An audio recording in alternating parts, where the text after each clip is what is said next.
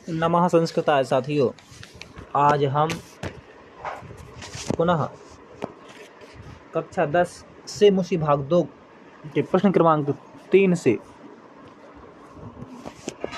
शुरू करेंगे और आज प्रयास करेंगे कि प्रश्न क्रमांक 7 तक के सभी क्वेश्चन हो जाएं। चलो देखते हैं।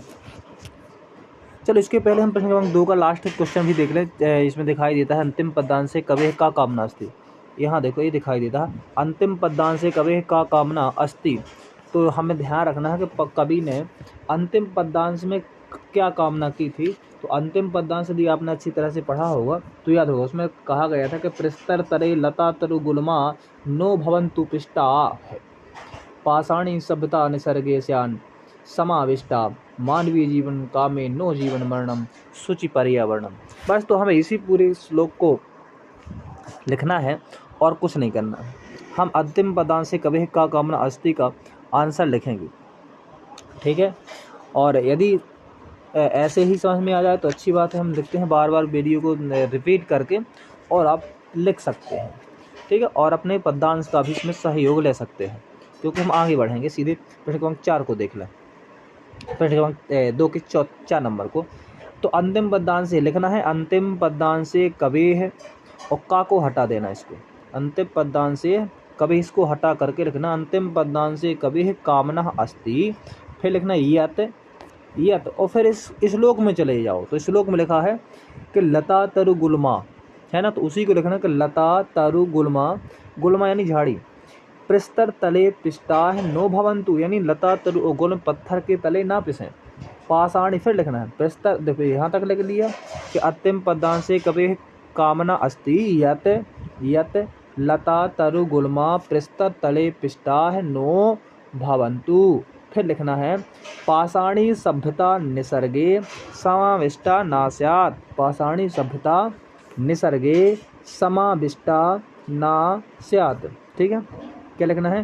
पाषाणी सभ्यता निसर्गे समाविष्टा ना स्यात्। इसके बाद लिखना है मानवा जीवनम भवेत्, मानव के लिए जीवन हो, जीवन मरणम ना इति, जीवन मरणम ना इति। क्या लिखना है? मानवा जीवनम भवेत् जीवन मरणम ना इति।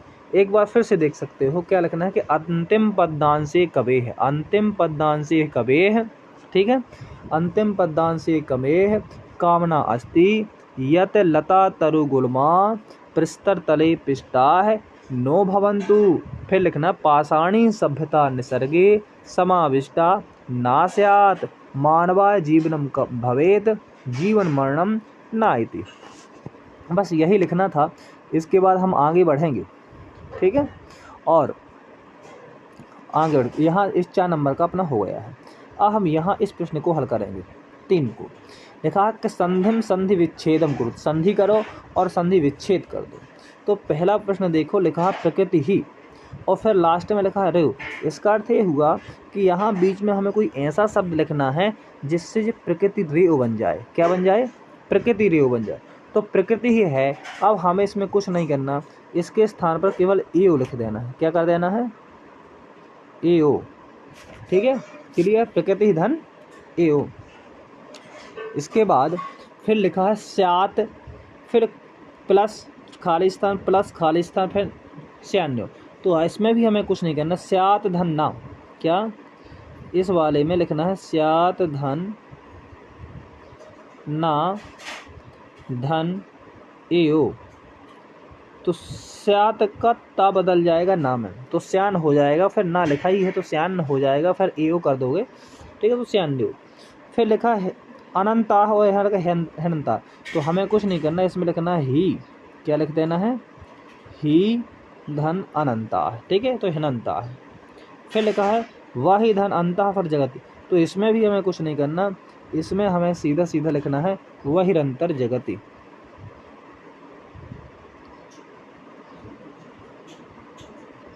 वाहिर, ठीक है, रंतर और जगति। अब जगति हो गया, लेकिन जा के ऊपर राखी रखा, ठीक है, तो वही रंतर जगति, ठीक है। यदि यहाँ समझ में नहीं आए तो इस श्लोक में भी देख सकते हो, ठीक है, तो वही रंतर जगति। फिर लिखा है नगरात, हमें कुछ नहीं करना, नगरात की यहाँ पर लिख देना है अस्मात। क्या लिख देना है?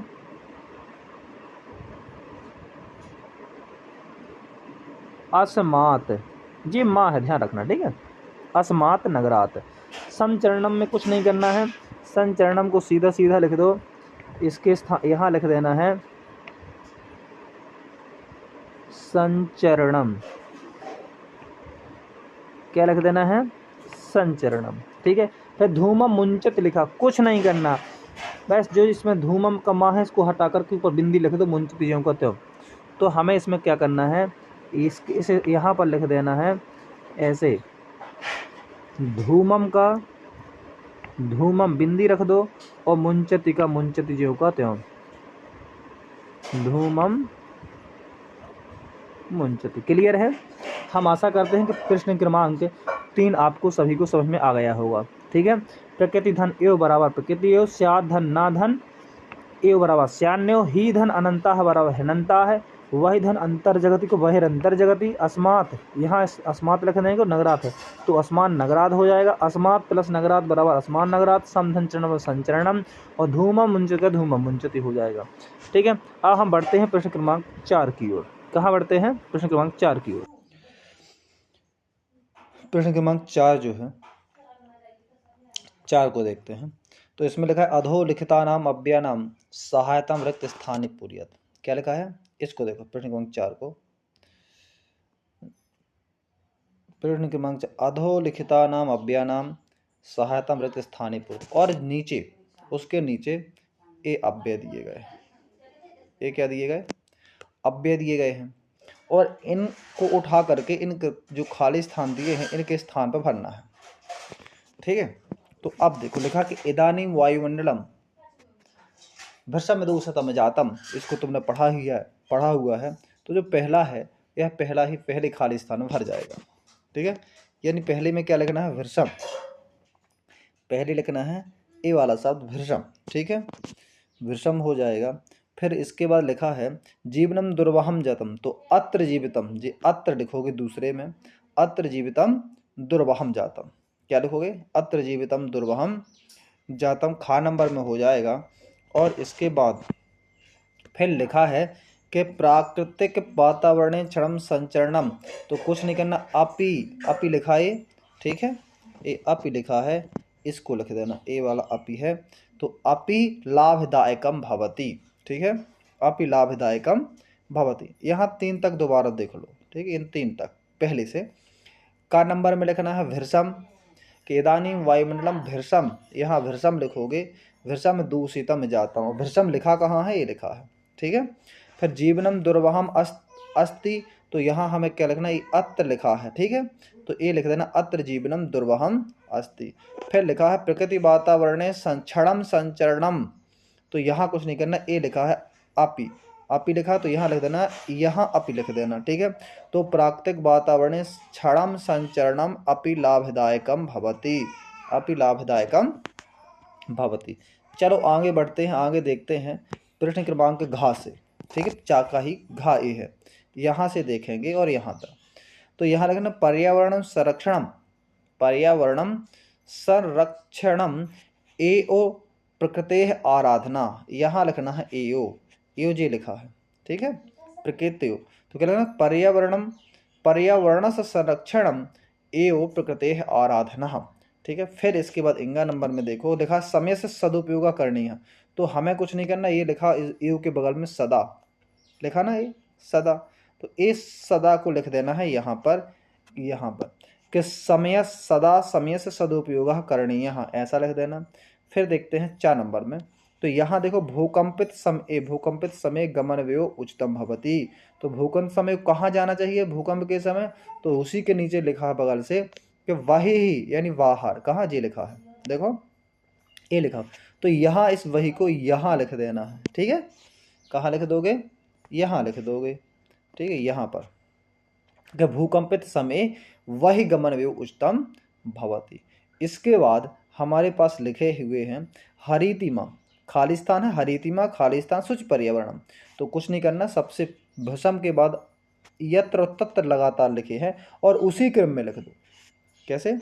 उसी क्रम में इन यत्र और तत्र को लिख दो। ठीक है, कि यत्र हरितमास्ति, यत्र हरितम, यहाँ यत्र लिख देना यत्र और यहाँ लिख देना तत्र, यहाँ तत्र।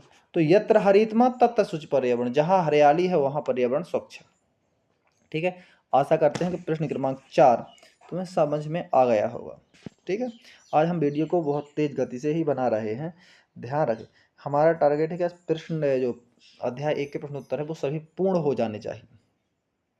ठीक है, हम बढ़ते हैं प्रश्न क्रमांक 5 की ओर। कहाँ बढ़ते हैं? प्रश्न क्रमांक 5 की ओर। तो यहाँ देखो प्रश्न क्रमांक 5A है। अब प्रश्न क्रमांक 5 में अभी यहाँ हमें 2 दिखाई देते हैं केवल, वहाँ के सेकंड पेज में मिलेंगे। पहला सलिलम और दूसरा आम्रम। इसके पहले प्रश्न को पढ़ लो कि इसमें लिखा कि अधो लिखितानाम पदानाम पर्याय पदम लिखत, यानी नीचे लिखे हुए पदों के पर्याय पद लिखना है, तो हमें कुछ नहीं करना। ठीक है, पहले इन 2 को लिख दो। तो सलिलम, तो सलिल क्या है? जल है। ठीक है, तो सलिलम का लिख देना है जलम। क्या लिख देना? जलम लिख दोगे, सलिलम का जलम। आम्रम, आम्रम का भी कुछ नहीं, रसालम। क्या लिख देना आम्रम का? आम्रम का लिख दो रसालम। यहाँ पर यहाँ लिख देना है रसालम। क्या लिख देना है? आम्रम का लिख देना है रसालम। क्लियर है? तो सलिलम का जलम, आम्रम का रसालम। इसके बाद हम बढ़ते हैं अगले पेज में। ठीक है, और अगले पेज में हम देखते हैं कि यहाँ हमारे पास प्रश्न क्रमांक 4 के, किसके? प्रश्न क्रमांक 5 के सभी प्रश्न सामने आ गए हैं। अब ये लिखा हमारे पास कि वनम, तो वनम का हमें क्या लिख देना है? अपनी पाठ के अनुसार लिखेंगे, तो यहाँ लिखना है कांतारम।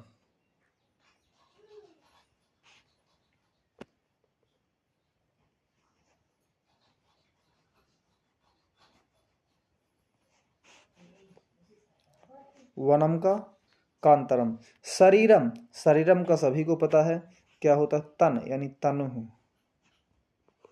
क्या? तनु लिख देना। ठीक है, कांतारम तनु।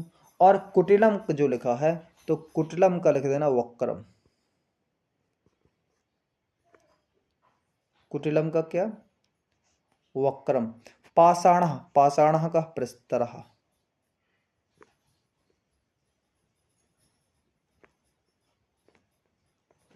पाषाण का क्या? प्रस्तरः। आशा करते हैं कि आप सभी से ये प्रश्न 5 तक के क्लियर हो गए होंगे। अब प्रश्न क्रमांक 5 में जो अब अखंड दिया है, इसको भी हम देखते हैं कि लिखा कि अधोलिखित पदानाम विलोम पदानी पाठात चित्वा लिखत। नीचे लिखे हुए पदों के विलोम पद पाठ से चुन करके लिखिए। कहाँ से पाठ चुन करके लिखना है? पाठ से चुन करके लिखना है। तो ध्यान दो, यहाँ पहुंचते हैं। लिखा सुकरम, सुकरम का विलोम लिखना है, उल्टा लिखना है। सुकरम यानी सरल, तो इसका क्या हो जाएगा? दुर्वहम। क्या हो जाएगा? सुकरम का लिख दो दुर्वहम, दुर्वहम। फिर दूषितम, दूषितम का लिख दो शुद्धम।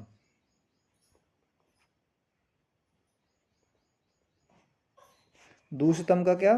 शुद्धम। ग्रहणंती, ग्रहणंती का लिख दो मुंचंती। क्या लिख दो?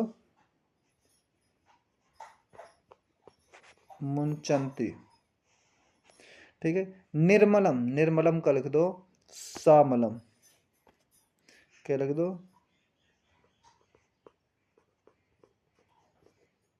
निर्मल का सामल। दानवाय का लिख दो मानवाय।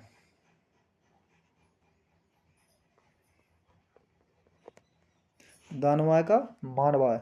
शांता का अनंता है।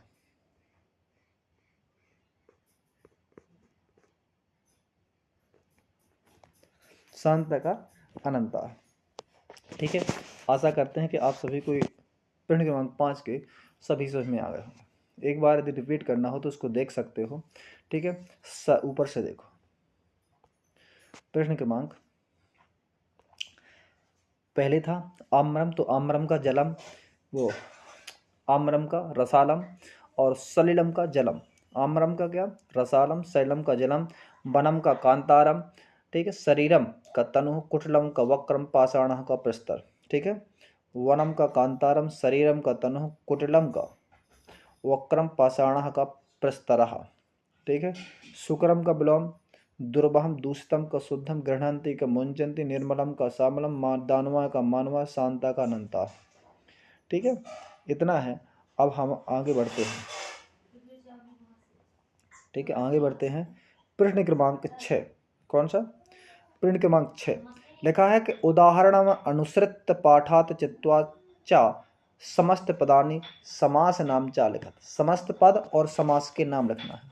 कैसे, उदाहरण को अनुसृत करके, जैसे मलैन सहितम लिखा है, इसका है सामलम, क्या है, सामलम, तो इसका अव्ययी भाव बनेगा, क्या बनेगा, अव्ययी भाव। सभी को पता है कि अव्ययी समास वह समास है जहां पर सबसे पहले अव्यय लगा हो और संपूर्ण वह समासिक पद नपुंसक लिंग में हो, वह अव्ययी भाव समास होता है, ध्यान देना है। अब हम आगे बढ़ते हैं। ये मुख्य पहचान है, और भी काफ़ी परिभाषाएं इसकी हैं, लेकिन यह आपको केवल पहचान के लिए बताया कि सबसे पहले अव्यय हो और पूरा वाक्य कैसा हो, अब नपुंसक लिंग में हो। वह हम आगे देखते हैं। प्रश्न क्रमांक खासे देखा, हरिताह चा ए तरवाह, कुछ नहीं करना, हरित तरुणाम कर देना है, क्या लिख कर देना है, हरिताह चा ए तरवाह में हरित तरुणाम। अब हरित तरुणाम तो है अपनी कॉफी में मिल जाएगा, हरित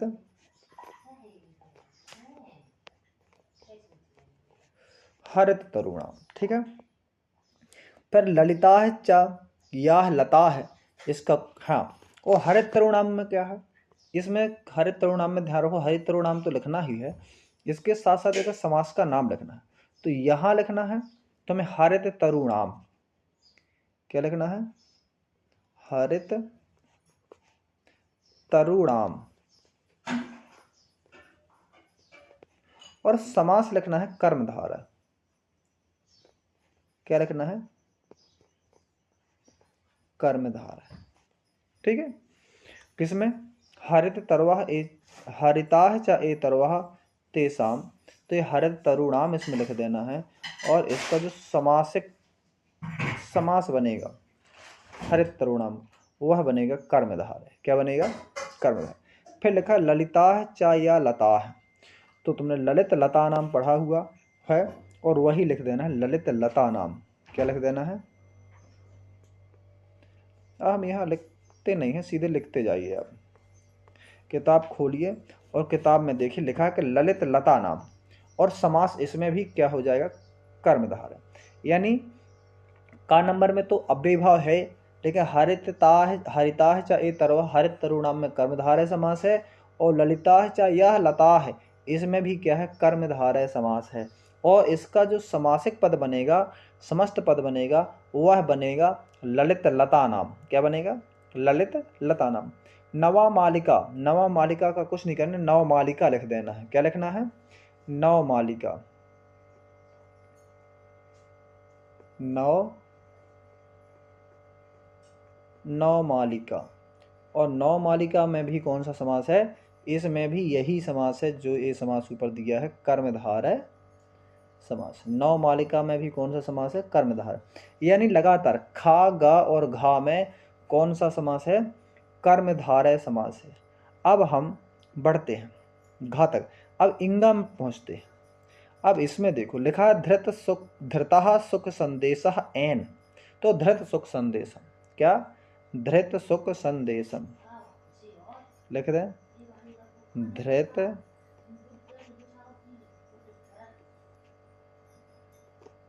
सुख संदेशम, तो धृत सुख संदेशम जो है, इसमें समास अलग है भाई, धृत सुख संदेशम में ध्यान रखना। तो इसमें जो समास है वह है बहुव्रीहि। कौन सा समास है धृत सुख संदेशम में, इंगा वाले में, इस वाले में, इसमें समास है बहुव्रीहि, बहु,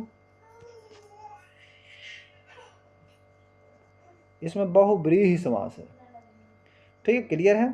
तो धृत सुख संदेशम में कौन सा समास है? बहुव्रीहि समास है।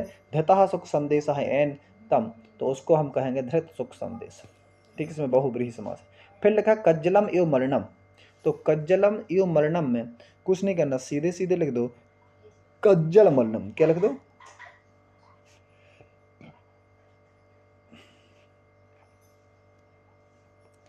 कज्जल और फिर लिख दो मलिनम। कज्जल मलिनम कर दो। और कज्जल मलिनम में भी जो समास है वह कौन सा है? तो कर्मधारा है। कौन सा है? कर्मधारा। ठीक है, कज्जल मलिनम में भी कौन सा समास है? कर्मधारय समास है। क्लियर है? इसके पहले दुर्दांत ही दसनई लिखा है, तो दुर्दांत दसनई है लिख दो। 6 नंबर में देख लो, उसमें लिखा दुर्दांत दसनई है, तो क्या लिख दो? दुर्दांत, दुर्दांत ही दसनई लिखा है, तो दुर्दांत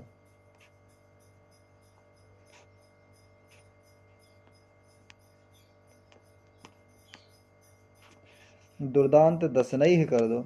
और इसमें भी समास कौन सा है? कर्मधारय समास है। इन कज्जल मरणम में भी कर्मधारय समास है, और दुर्दांत दसनई है जो लिखोगे उसमें भी कर्मधारय समास है। क्लियर है? प्रश्न क्रमांक 6 तक आपको समझ में आए होंगे। अब हम बढ़ते हैं प्रश्न क्रमांक 7 की ओर। किसकी ओर? प्रश्न क्रमांक 7 की ओर बढ़ेंगे। ठीक है, तो प्रश्न क्रमांक 7 को देखो। प्रश्न क्रमांक 7 में लिखा कर रेखांकित पदमाधृत प्रश्न निर्माणम को, रेखांकित पद को आधार करके प्रश्न निर्माण करिए।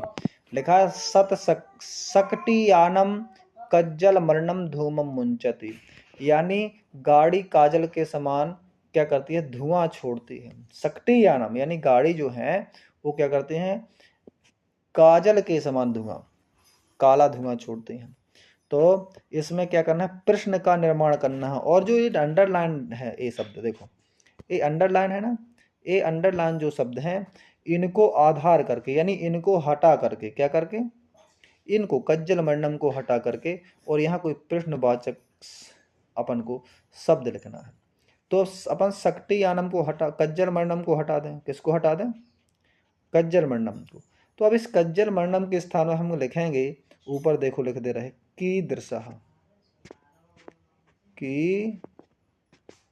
कीदृशम, कीदृशम। ठीक है, फिर लिखा उद्याने पक्षिणाम कलरवम चेता प्रसादयति। इन दोनों को देख लो, फिर हम अगले पेज में लिख रहे हैं। ठीक है, उद्याने पक्षिणाम, इसमें भी अंडरलाइन है, यानी उद्यान में पक्षियों का कलरव, ठीक है, मन को प्रसन्न करता है। तो अपन कहेंगे किसका? किस उद्यान में किनका कलरव, उद्यान में किनका कलरव मन को प्रसन्न करता है, ऐसा प्रश्न बनेगा। तो यहां लिखेंगे केशाम। क्या लिखेंगे? केशाम, यानी किनका कलरव। पहला लिखेंगे सकटियानम कीदृशम धूमम मुंचति, सकटियानम कैसा धुआं छोड़ती है। ठीक है, तो कज्जल मरणम। उद्याने केशाम कलरव चेता प्रसाद, उद्यान में किसका, किनका कलरव मन को प्रसन्न करता है, तो पक्षिणाम। तो पक्षिणाम की जगह केशाम लिख देंगे, और कज्जल मरणम की जगह क्या लिख देंगे? कीदृशम। ठीक है, आगे बढ़ते हैं। इसमें देखो, यहां उन दोनों को भी समझ लेना। ठीक है, पहला जो प्रश्न था वो क्या था? पहला प्रश्न था कि सकटियानम कीदृशम धूमम मुंचति, सकटियानम सकटियानम कीदृशम धूमम मुंचति, ये अपन ने प्रश्न बनाया था।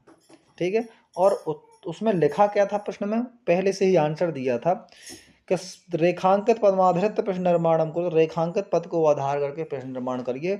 तो रेखांकित पद था उसमें कज्जल मरणम, जैसे इसमें लता तरुगुलमा है ना, तो इसी प्रकार पीछे वाले प्रश्न में कज्जल मरणम था, यानी सकटियानम कज्जल मरणम धूमम मुंच, सकटियानम काजल के समान काला धुआं छोड़ती है। तो अपन प्रश्न में क्या कहेंगे कि सकटियानम किसके समान धुआं छोड़ती है? तो किसके समान? तो कीदृशम, क्या कर देंगे? सकटियानम की जगह कीदृशम। और उद्याने पक्षिणाम कलरव चेता, उद्यान में पक्षियों का कलरव मन को प्रसन्न करता है, तो अपन क्या कहें? किनका कलरव? तो उनको केशाम कर देंगे। क्या कर देंगे? केशाम कर लो। अब चलो आगे देखते हैं ग नंबर में, जो हमारे सामने प्रश्न है कि पाषाणी सभ्यतायाम लता तरु गुल्माः पिष्टतले पिष्टाः सन्ति। पाषाणी सभ्यता में, किसमें? पाषाणी सभ्यता में लता वृक्ष और झाड़ियां पत्थरों के नीचे पिस रही हैं। क्या कर रही हैं? पिस रही हैं। तो पर कौन पिस रहा है? पथरीली सभ्यता में कौन पत्थरों के नीचे पिस रहा है? तो हम क्या करेंगे, प्रश्न निर्माण में क्या लिखेंगे? तो लता तरु गुल्माः को हटा करके, क्या करके, इसको हटा करके इसके स्थान पर लिख देंगे के। क्या लिख देंगे? के पाषाणी सभ्यता के पृष्ठ तले पिष्टाः सन्ति। पाषाणी सभ्यता के नीचे कौन पिस रहा है? ठीक है। फिर लिखा महानगरेषु वाहनानाम अनंताः पंक्त्याः धावन्ति। महानगरों में वाहनों की अनंत पंक्तियां दौड़ रही हैं। कहाँ? तो यहाँ कौन सा शब्द अंडरलाइन है? महानगरेषु। देखो लाइन खींची नीचे, तो महानगरेषु को हटा देंगे। किसको हटा देंगे? महानगरेषु। तो हम यहाँ लिख देंगे केसु। क्या लिख देंगे? केसु। इसके स्थान पर लिखेंगे केसु। महानगरेषु, तो उसका आंसर होगा केसु। तो हम फिर लिखेंगे इस केसु को, चलो काले से लिख दें, क्या केसु लिखेंगे। क्या लिखेंगे?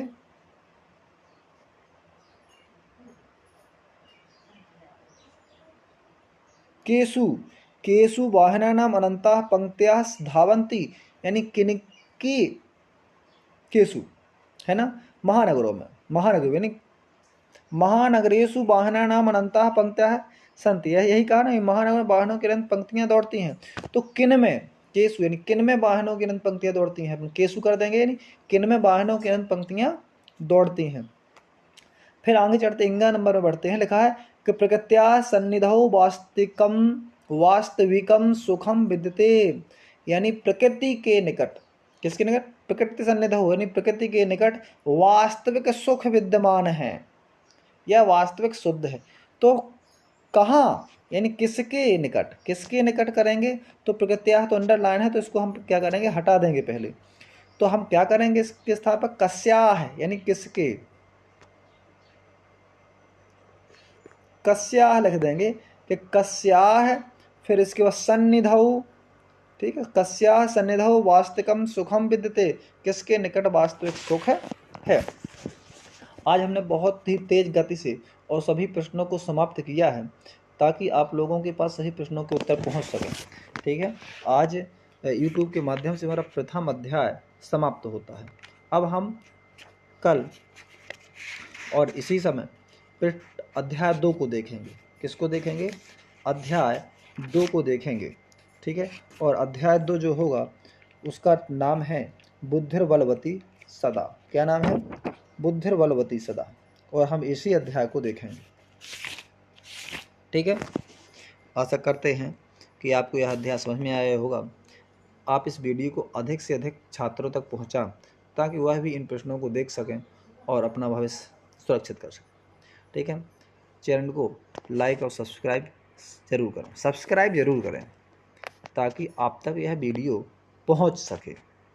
ठीक है, अगला वीडियो जैसे हम डालें तो आप तक पहुंच सके।